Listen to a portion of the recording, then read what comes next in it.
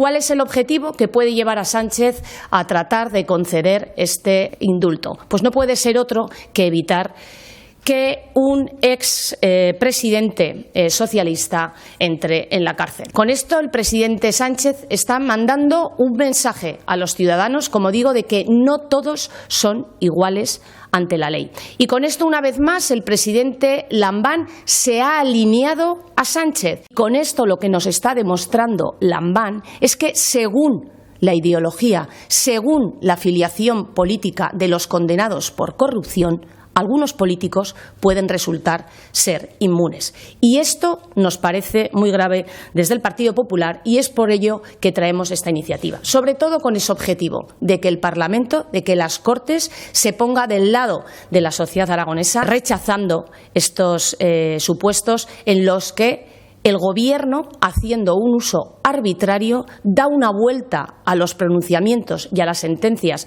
judiciales, indultando a aquellos que han sido condenados por corrupción. El señor Lambán va a tener una vez más la oportunidad de ponerse al lado de la dignidad institucional o, una vez más, engañar a los aragoneses y engañar también con ello a los españoles.